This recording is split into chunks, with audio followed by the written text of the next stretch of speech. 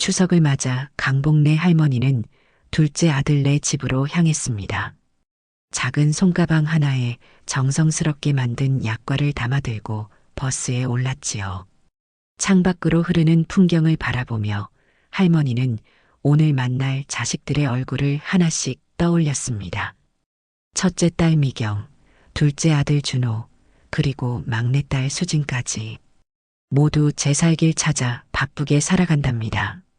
그래도 명절이니 다들 한자리에 모이겠죠. 버스가 도착하고 할머니는 둘째 며느리 영희가 마중 나온 모습을 발견했습니다. 영희의 표정은 어딘가 굳어 있었어요. 복래 할머니는 그 모습을 놓치지 않았지만 아무 말 없이 웃음으로 맞이했지요. 어머님 오셨어요? 준호는 지금 손님이 와서 못 나왔어요. 준호네 집은 아파트 15층이었습니다. 현관문을 열자 정갈하게 차려입은 가족들이 반갑게 맞아주었어요. 첫째 딸 미경은 벌써 와서 앉아 있었고 손자 손녀들은 휴대폰만 보고 있었습니다. 그리고 낯선 청년 하나가 눈에 띄었죠. 어머니, 저희 수진이 예비 사위 민호예요. 인사드리세요. 민호는 공손하게 인사했지만 뭔가 거리감이 느껴졌습니다. 복래 할머니는 미소 지으며 고개를 끄덕였어요. 거실에 앉아 이야기를 나누는 동안 할머니는 영희의 분주한 모습을 지켜봤습니다. 무언가 신경 쓰이는 일이 있는 듯 했지요. 어머니, 이제 밥상 차렸으니 식사하러 오세요. 정성스레 차려진 밥상 앞에 가족들이 둘러앉았습니다. 복래 할머니는 자신이 가져온 약과를 꺼내 놓았어요. 내가 직접 만든 거야. 다들 한 개씩 먹어봐. 식구들은 맛있게 먹으며 이런저런 이야기를 나눴습니다. 그때 민호가 무심코 한마디를 내뱉었어요. 전 시골 밥상은 별로라서요. 요즘 노인분들 요리는 위생도 좀 걱정돼요. 순간 식탁 주변이 조용해졌습니다. 복래 할머니의 손이 잠시 멈췄어요. 그리고 천천히 숟가락을 내려놓았지요. 복래 할머니의 얼굴에서 표정이 사라졌습니다. 방 안의 공기가 얼어붙는 듯 했어요. 할머니는 아무 말 없이 밥상을 바라보다가 천천히 손을 뻗었고 그 누구도 예상치 못한 행동을 했습니다. 밥상을 확 엎어버린 것이죠. 그릇들이 바닥에 나뒹굴고 국물이 사방으로 튀었어요. 어머니, 무슨 짓을 하시는 거예요? 미경이 소리쳤습니다. 복래 할머니는 아무 말 없이 자리에서 일어났어요. 가족들은 경악한 표정으로 할머니를 바라봤습니다. 민호는 당황한 기색이 역력했지요. 제가 뭘 그렇게 잘못 말했나요? 사실 아닌가요? 수진이 엄마를 향해 따졌습니다. 어머니, 왜 이러세요? 민호가 실수했다면 그냥 넘어가면 되잖아요. 사과하세요. 복래 할머니의 입가에 쓴웃음이 번졌습니다. 평생 식당을 운영하며 수많은 밥상을 차려온 손으로 바닥에 흩어진 음식들을 바라봤어요. 이 집안 사람 값어치를 밥상 값으로 보는구나. 할머니의 목소리는 작았지만 방 안을 울렸습니다. 영희는 얼른 걸레를 가져와 바닥을 닦기 시작했어요. 준호는 머뭇거리다 어머니 곁으로 다가갔지만 무슨 말을 해야 할지 몰랐습니다. 복래 할머니는 가져온 가방을 들고 현관으로 향했어요. 아무도 할머니를 붙잡지 않았습니다. 다들 어안이 벙벙한 표정으로 서 있기만 했지요. 어머니, 어디 가세요? 버스 시간도 많이 남았는데. 준호가 겨우 입을 열었습니다. 내가 갈 데는 많다. 할머니의 대답은 단호했어요. 문이 닫히고 침묵만이 남았습니다. 수지는 민호에게 괜찮아. 내가 잘못한 거 아니야 라고 속삭였지만 민호의 얼굴엔 당혹감이 가득했지요. 저렇게 예민하신 적 없었는데. 미경이 중얼거렸습니다. 가족들은 어색한 분위기 속에서 흩어진 식사를 치우고 억지로 대화를 이어나갔어요. 하지만 복래 할머니가 남긴 긴장감은 쉽게 사라지지 않았습니다. 복내 할머니는 집으로 돌아오는 버스 안에서 창밖만 바라봤습니다. 자신도 모르게 눈물이 흘러내렸지요. 80평생 밥상을 차리며 가족을 먹여 살렸는데 그 밥상이 비위생적이라니. 할머니의 가슴 한켠이 무너져 내렸어요. 집에 도착하자 텅 빈 방이 할머니를 맞이했습니다. 예전에는 이 집에도 웃음소리가 가득했는데 말이지요. 자식들이 하나둘 떠나고 남편마저 하늘나라로 가버린 지금 이곳엔 추억만 가득했어요. 할머니는 휴대폰을 꺼내 확인했습니다.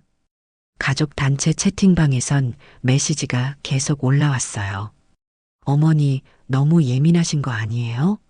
민호가 뭘 그렇게 잘못 말했다고. 노인네가 왜 저러시는지. 요즘 치매 초기 증상 아닐까요? 아들네 집 바닥을 엉망으로 만들고 가시다니. 복내 할머니의 손이 떨렸습니다. 손녀 중 하나가 실수로 이 대화 내용을 캡처해서 할머니에게 보낸 것이었지요. 아마도 다른 사람에게 보내려다 잘못 보냈을 겁니다.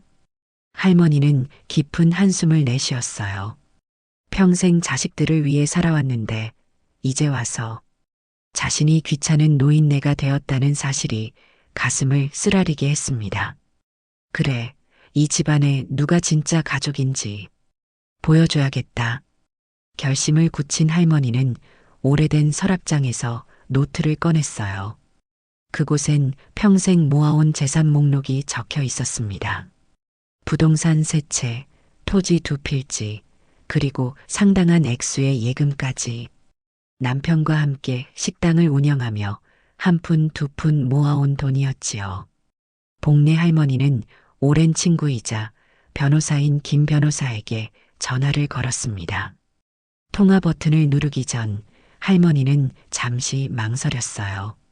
하지만 채팅방의 메시지들이 다시 떠올랐고 결심을 굳혔지요. 여보세요? 김 변호사님? 내일 좀 뵙고 싶은데 시간 되세요? 이튿날 아침 복내 할머니는 오랜만에 정장을 꺼내 입었습니다. 남편이 살아있을 때 맞춘 옷이라 조금 헐렁했지만 기품은 여전했지요. 변호사 사무실로 향하는 길, 할머니는 마음을 단단히 먹었어요. 아이고, 복내 씨, 추석 잘 보냈소? 김 변호사가 반갑게 맞아주었습니다. 별로 좋지 않았어요. 그래서 오늘 온 거고. 복내 할머니는 자리에 앉아 어제 있었던 일을 차분히 설명했습니다. 밥상을 엎은 일, 채팅방에서 오간 대화, 그리고 자신의 결심까지. 김 변호사는 끄덕이며 경청했어요. 유산 분배를 전면 수정하고 싶습니다. 법적으로 문제 없겠죠? 김 변호사는 안경을 고쳤으며 대답했습니다. 물론이죠. 복내 씨 재산이니 마음대로 할 수 있습니다. 어떻게 바꾸고 싶으세요? 복내 할머니는 준비해온 메모를 펼쳤어요. 거기엔 새로운 상속 계획이 적혀 있었지요. 그 밥상을 소중하게 생각해준 사람에게 물려줘야지. 자식이라고 다 같은 자식이 아니야. 김 변호사는 놀란 표정을 감추지 못했습니다. 하지만 곧 전문가다운 모습으로 돌아와 필요한 서류 작성을 도왔어요. 이렇게 하면 자녀들이 충격받을 수도 있어요. 괜찮겠습니까? 복내 할머니는 담담하게 대답했습니다.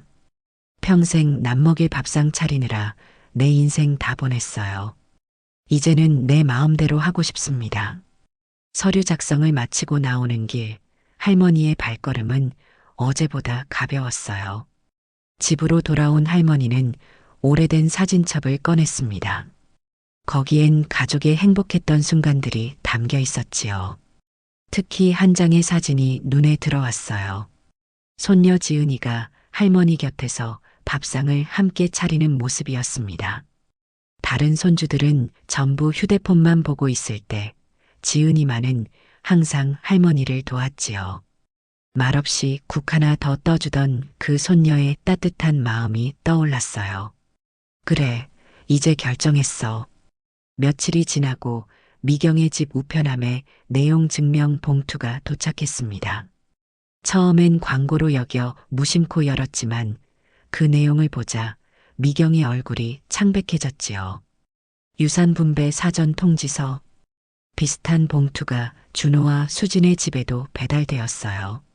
세 남매는 거의 동시에 서류를 열어보았고 모두 충격에 빠졌습니다.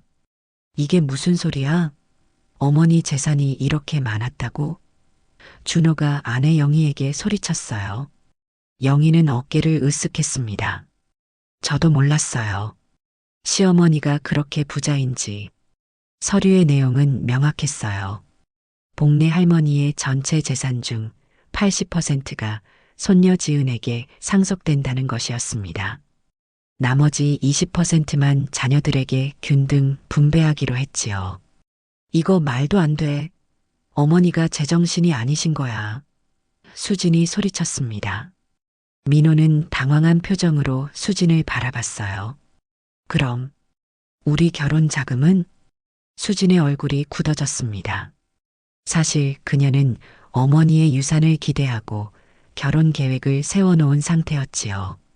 하지만 이제 그 계획이 물거품이 되었어요. 미경은 곧바로 어머니에게 전화를 걸었지만 연결되지 않았습니다. 문자도 메시지도 모두 읽지 않은 상태로 남아 있었어요. 지은이한테 연락해봐. 우리 딸이 뭘 안다고 이렇게 된 거야? 하지만 지은 역시 아무것도 모르는 상태였습니다. 할머니로부터 아직 아무런 연락도 받지 못했다고 했어요. 가족들은 각자의 집에서 불안과 분노, 당혹감에 휩싸였지요. 준호는 아내에게 투덜거렸습니다. 어머니가 밥상 하나 엎었다고 이럴 줄 알았으면. 영희는 한숨을 내쉬었어요. 그냥 민호 말에 웃어넘기지. 가족들은 재산 문제로 혼란에 빠졌지만 정작 복내 할머니의 마음은 아무도 헤아리지 못했습니다. 다음 날 가족들이 모여 대책회의를 열었습니다. 미경의 집에 모인 세 남매는 각자의 불만을 토로했지요. 어머니가 갑자기 왜 이러시는 건지 이해가 안 돼. 미경이 말했습니다. 준호는 테이블을 손으로 내리쳤어요. 법적으로 이해 제기할 수 있는지 알아봐야 해. 수지는 눈물을 글썽이며 앉아 있었습니다. 민호랑 약혼까지 위태로워졌어요. 결혼 자금을 어떻게 마련하나. 그때 미경의 딸 지은이 들어왔어요. 조용히 자리에 앉은 지은을 세 남매가 한 번에 쳐다봤습니다. 너 할머니한테 뭐 했어? 미경이 딸을 의심스럽게 바라봤어요. 지은은 당황했습니다. 아니요, 저는 아무것도. 준호가 말을 끊었어요. 그런데 왜 하필 내가 상속자야? 할머니를 조종한 거 아니고? 지은의 얼굴이 창백해졌습니다. 그녀는 정말 아무것도 모르는 상태였지요. 오히려 가족들의 의심에 상처받은 표정이었어요. 저도 방금 알았어요. 할머니께서 아직 연락도 없으신데. 그때 모두의 휴대폰에 알림음이 울렸습니다. 그것은 복내 할머니가 소셜미디어에 올린 게시물이었어요. 제목은 할머니의 밥상이었지요. 누구도 나의 밥상을 소중하게 생각하지 않았다. 단 한 명을 제외하고는. 글과 함께 사진 하나가 올라와 있었습니다. 어린 시절 지은이가 할머니와 함께 주방에서 음식을 만드는 모습이었어요. 그리고 최근 찍은 사진도 있었지요. 추석 전날 지은이가 할머니 집을 찾아와 함께 약과를 만들던 모습이었습니다. 가족들은 말을 잃었어요. 지은은 눈물을 흘리며 자리에서 일어났습니다. 저는 그저 할머니가 좋아서, 할머니 음식이 좋아서 그랬을 뿐인데. 수진이 민호에게 시선을 돌렸어요. 민호는 고개를 숙인 채 말이 없었습니다. 이제 어쩌지? 준호가 중얼거렸지요. 일주일이 지났습니다. 복내 할머니는 여전히 연락을 피하고 있었어요. 가족들은 각자의 방식으로 상황을 받아들이고 있었지요. 수진과 민호의 관계는 급속도로 악화되었습니다. 민호는 결혼을 미루자고 제안했고 수지는 그것이 사실상 파혼을 의미한다는 것을 알았어요. 내가 그날 그런 말만 하지 않았어도 수진이 한탄했습니다. 민호는 쓴웃음을 지었어요.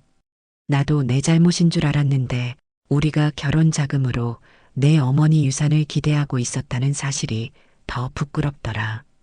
준호는 회사에 집중하지 못해 실수를 연발했습니다. 영희는 남편의 분노를 견디기 힘들어했고 집안 분위기는 냉랭해졌어요. 미경은 딸 지은을 다르게 바라보기 시작했습니다. 지은이 그동안 할머니와 얼마나 가깝게 지냈는지 미처 알아차리지 못했지요. 너 언제부터 할머니랑 그렇게 친했어? 미경이 물었어요. 지은은 조용히 대답했습니다. 항상요. 할머니 음식이 세상에서 제일 맛있었거든요. 그날 저녁 예상치 못한 방문객이 나타났습니다. 김 변호사였어요. 그는 복내 할머니의 부탁으로 가족들에게 편지를 전달하러 왔다고 했지요. 이건 복내 씨가 직접 쓰신 겁니다. 각자 잘 읽어보시길 바랍니다. 편지를 받아든 가족들은 긴장된 표정이었어요. 김 변호사는 마지막으로 한마디 덧붙였습니다. 복내 씨가 자신의 진심을 전하길 원하셨습니다. 그리고 내일 오후 2시에 식당에서 모두를 기다리신다고 하셨어요. 식당이요? 무슨 식당인데요? 준호가 물었습니다. 복내 씨가 평생 운영하셨던 그 식당입니다. 주소는 편지에 적혀 있을 겁니다. 김 변호사가 떠나고 가족들은 각자의 편지를 열어보았어요. 그 안에는 복내 할머니의 진심이 담겨 있었지요. 이튿날 오후 가족들은 하나둘 식당 앞에 모였습니다. 오랫동안 문을 닫고 있던 복내 식당은 오늘따라 환하게 불이 켜져 있었어요. 여기가 어머니가 운영하셨던 식당이구나. 미경이 중얼거렸습니다. 문을 열고 들어가자 정갈하게 차려진 밥상들이 보였어요. 복내 할머니는 주방 앞에 서서 가족들을 맞이했습니다. 다들 왔구나. 앉아라. 가족들은 어색한 분위기 속에서 자리에 앉았어요. 할머니는 손수 음식을 나르기 시작했습니다. 이게 다 뭐 하시는 거예요, 어머니? 수진이 물었어요. 복내 할머니는 차분히 대답했습니다. 마지막 밥상이다. 내가 너희들에게 차려주는. 음식이 모두 나오고 할머니도 자리에 앉았지요. 가족들은 서로 눈치를 보며 젓가락을 들었습니다. 먹어봐라. 내 평생 정성을 다해 만든 음식이다. 첫 입을 먹은 순간 가족들의 눈에 눈물이 맺혔어요. 어린 시절의 맛, 그리움의 맛이었습니다. 어머니, 저희가 잘못했어요. 준호가 먼저 입을 열었지요. 복내 할머니는 고개를 저었습니다.